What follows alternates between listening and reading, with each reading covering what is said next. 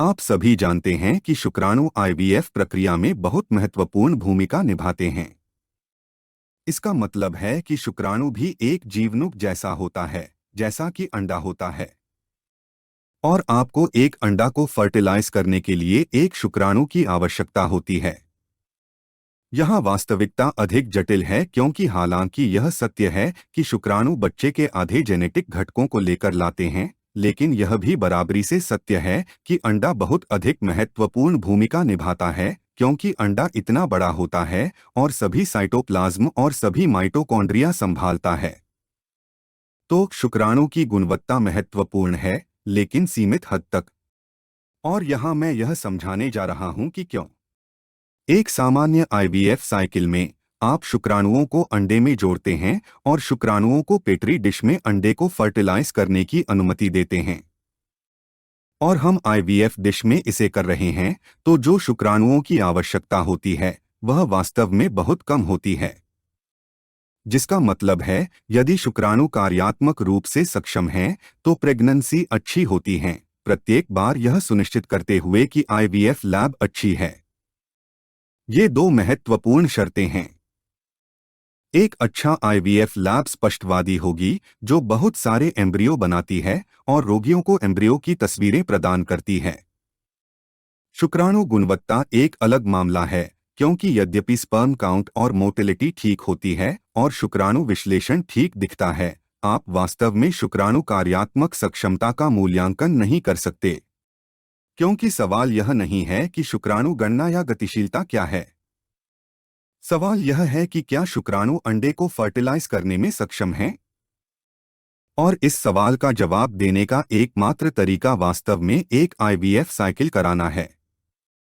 और यह सवाल का जवाब देने का एक महंगा तरीका है, क्योंकि कभी-कभी इन पुरुषों के पास अच्छी शुक्राणु गणना और गतिशीलता होती है, लेकिन उन्हें आईवीएफ के बाद टोटल फर्टिलाइजेशन फेलियर होती है।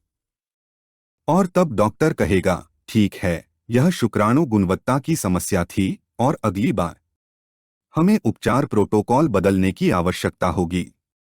अच्छी खबर यह है कि यदि आपके पास आईवीएफ के बाद गर्भाधान का पूर्ण विफलता होता है, क्योंकि शुक्राणु गुणवत्ता खराब होने के कारण, हम अगले उपचार साइकिल में इसे इक्सी या आईसीएसआई या इंट्रासाइटोप्लाज्मिक स्पर्म इंजेक्शन के द्वारा इलाज कर सकते हैं। क्योंकि जब हम आईएक्सआई कर रहे होते हैं, तो हम वास्तव में शुक्राणु को इंजेक्ट करते हैं और हम इसे अंडे के अंदर डालते हैं। तो शुक्राणु को बहुत कम काम करना होता है। सोचें कि हम शुक्राणु को अंडे के अंदर पिग्गीबैक राइड दे रहे हैं, और फिर गर्भाधान दरें वास्तव में 100% होती हैं, यहाँ तक कि बेशक आपके पास एक अच्छी प्रयोगशाला और एक अच्छे एम्ब्रियोलॉजिस्ट हैं। और यही कारण है कि आपको शुक्राणु की भूमिका को समझने की और अगर संभावना की बात करें, आईवीएफ प्रयोगशाला की भूमिका को समझने की आवश्यकता है।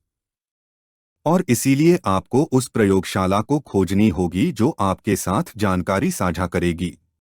तो यह देखें, उदाहरण के लिए डॉक्टर ने आपको बताया कि हमने आईवीएफ किया और शुक्राणु अंडे को गर्भाधान नहीं कर पाए। आपको उन अनफर्टिलाइज्ड अंडों की फोटोग्राफों की आग्रह करनी चाहिए। क्या शुक्राणु जोना से जुड़े थे? क्या शुक्राणु सही ढंग से जोड़े गए थे? उन अंडों के साथ क्या हुआ? क्या वह परिपक्व अंडे थे या नहीं? उदाहरण के लिए, क्या यह अंडाशय में संक्रमण के कारण कल्चर मीडियम में संक्रमण था, जिसके परिणामस्वरूप अंडे मर गए और यह स्पर्म की कार्यात्मक क्षमता समस्या नहीं थी? ये महत्वपूर्ण सवाल हैं और इसी कारण आपको एक ऐसा प्रयोगशाला ढूंढने की आवश्यकता होती है जो यह जानकारी आपके साथ साझा करेगी। दुर्भाग्य है कि कई प्रयोगशालाएं अक्षम होती हैं। वे मरीज से छिपाने की कोशिश करेंगे कि अंडों की मौत का कारण कमजोर स्पर्म गुणवत्ता नहीं था, बल्कि इसके कारण एक खराब प्रयोगशाला और संक्रमण के कारण सभी अंडे मर गए थे, या सभी स्पर्म मर गए थे, या सभी भ्रूण मर गए थे। लेकिन वे मरीज को सच्चाई नहीं बताएंगे, क्योंकि उन्हें मरीज से छिपाना है। और इसीलिए आपको सक्रिय रहने और पूछने की आवश्यकता है। अच्छी खबर यह है कि अगर आप एक अच्छी आईवीएफ प्रयोगशाला खोजते हैं जो अच्छी गुणवत्ता वाली है, तो सभी ये समस्याएं स्वतः ही हल हो जाएंगी। लेकिन आपको अपने लिए अपना होमवर्क करना होगा। मैं आशा करता हूं कि यह जानकारी उपयोगी थी और एक आईवीएफ डॉक्टर के रूप में मुझे अपने ज्ञान को आईवीएफ मरीजों के साथ साझा करने पर गर्व है। यदि आपके पास कोई सवाल है तो कृपया हमें ईमेल करें और हम आपके प्रश्नों का जवाब देने के लिए एक वीडियो बनाने के लिए खुश होंगे।